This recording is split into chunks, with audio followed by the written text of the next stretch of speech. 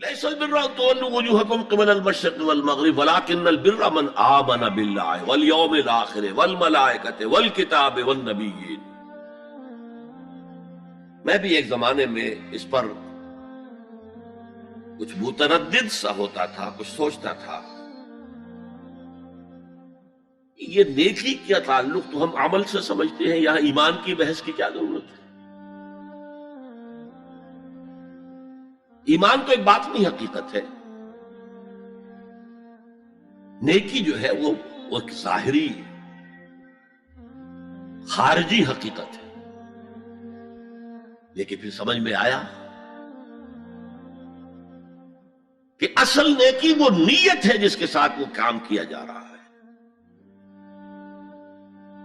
اگر خیرات بانٹی جا رہی ہے، جھگیوں میں جا کر نہلے کچیلے بچوں کو گود میں لے کر اپنی سفید اشکروں کو بھی خراب کیا جا رہا ہے، اور معلوم ہے کہ یہ اس لیے کر رہا ہے کہ آئندہ الیکشن میں کھڑا ہونا ہے، تو کوئی ہے جو کہے گا کہ یہ نیکی ہو رہی ہے؟ کام تو بظاہر بڑی نیکی کا کام ہے. نیکی کے لیے شرط اول اللہ پر ایمان ہے،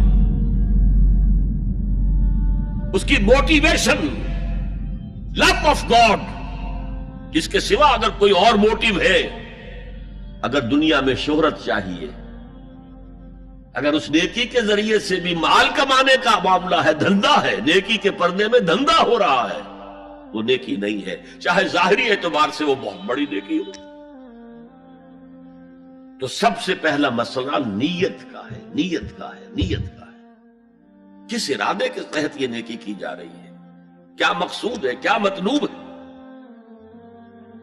چنانچہ نوٹ کیجئے، اکثر محدثین نے اپنے جو مجموعے مرتب کیے احادیث کے، ان میں پہلی آیت کون سی، پہلی حدیث کون سی لاتے ہیں؟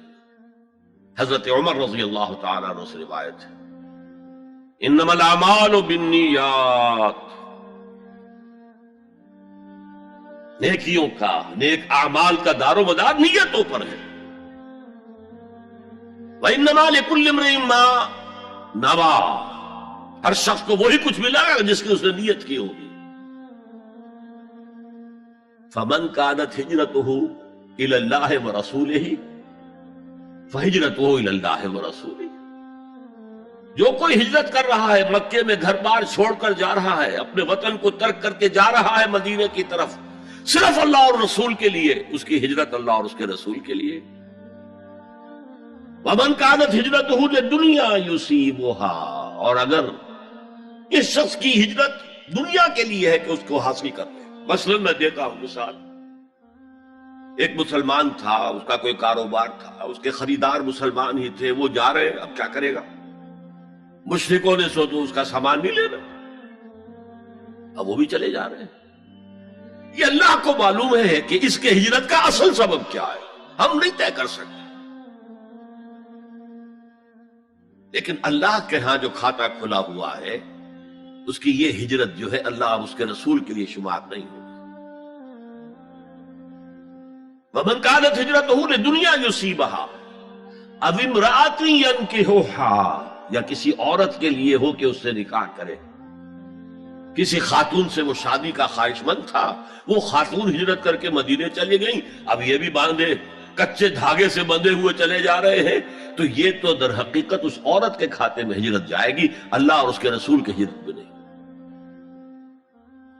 تو اصل شے یہ ہے، نیکی کا وہ کام جس کا ظاہر بھی نیکی کا ہو اور باطن بھی ہو، کہ موٹیویشن صرف اللہ کی رضا ہو، اللہ کی محبت اور اللہ کی رضا کا حصول. یہ ہے پازیٹو موٹیو. ایک نیگیٹو سائیڈ بھی ہے. سب لوگ ذہنی اعتبار سے اتنے بلند نہیں ہوتے کہ اللہ کی محبت وہی اصل محرک بن جائے.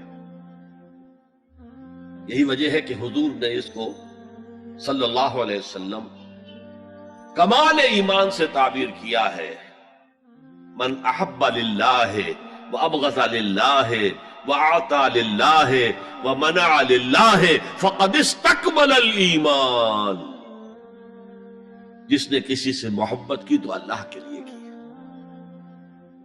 کسی سے نفرت اور بغض رکھا تو اللہ کے لیے رکھا کہ اللہ کو اس سے نفرت کرنا پسند ہے، اور کسی کو کچھ دیا تو اللہ کو خوش کرنے کے لیے دیا، اور کسی سے کچھ چیز روکی تو صرف اس لیے کہ اللہ کو اس کا روکنا پسند ہے، تو اس شخص نے اپنے ایمان کی تکمیل کر لی۔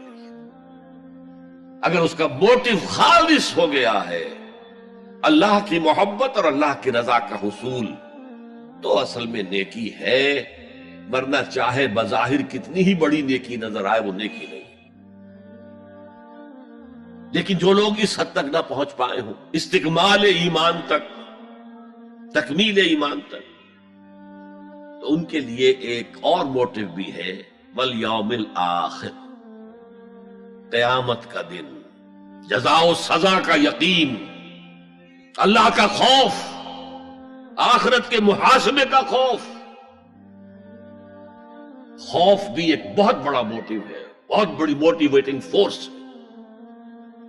اب میں یوں کہوں گا کہ اگر کسی عمل کا محرک ہے صرف اللہ کی محبت، اس کی رضا کا حصول اور آخرت کی نجات، تو وہ نیکی ہے۔ اگر یہ نہیں ہے، کوئی وطن پرست ہے، وطن کی محبت کی وجہ سے کوئی نیک کام کر رہا ہے، اس کا وہ کام وطن پرستی کے کھاتے میں جائے گا، خدا پرستی کے کھاتے میں نہیں جائے گا۔ کوئی قوم پرست ہے، اپنے قوم کی محبت میں کچھ کر رہا ہے، تو اس کا وہ نیک کام قوم پرستی کے کھاتے میں جمع ہوگا، خدا کی پرستش کے لیے دے۔ یہ ہے موٹیو کا فرق، اور یہ ہے موٹیو کی اہمیت، اور اس کا تعلق ہے ایمان باللہ اور ایمان بالآخرہ سے۔ ایک حدیث میں حضور نے فرمایا کہ قیامت کے دن سب سے پہلے 3 اشخاص کا معاملہ پیش ہوگا۔ ایک وہ تھا کہ جو اللہ کی راہ میں جنگ کرتا ہوا مارا گیا تھا، دنیا میں شہید سمجھا جا رہا ہے۔ ایک وہ تھا جسے اللہ نے علم بہت دیا تھا، اور اس نے علم کو پھیلایا، خوب پھیلایا۔ اور ایک وہ جس کے پاس جس کو اللہ نے بہت دولت دی تھی، اور اس نے دولت جو ہے نیکی کے کاموں میں، بھلائی کے کاموں میں، غربا، یتاما، مساکین کے لیے خرچ کیا۔ اب اللہ پوچھے گا ان شہید صاحب سے کہ دیکھو میں نے تمہیں صحت دی تھی، جسمانی قوت دی تھی، تم نے کیا کیا؟ وہ کہے گا اے اللہ میں نے تیرے لیے قتال کیا اور اپنی جان دے دی۔ اللہ فرمائے گا کذبتا، تو نے جھوٹ بولا، انک قد قاتلت لأن یقال جریء، تو نے تو یہ جنگ میں حصہ لیا تھا اس لیے کہ تیری شجاعت کا ڈنکا بج جائے، تیری جرأت کی شہرت ہو جائے۔ وقد قیلا، وہ کہا جا چکا، اب یہاں تمہارے لیے کچھ نہیں ہے۔ اور فرشتوں کو حکم ہوگا اور اوندے منہ گھسیٹتے ہوئے اس کو جہنم میں ڈال دیں۔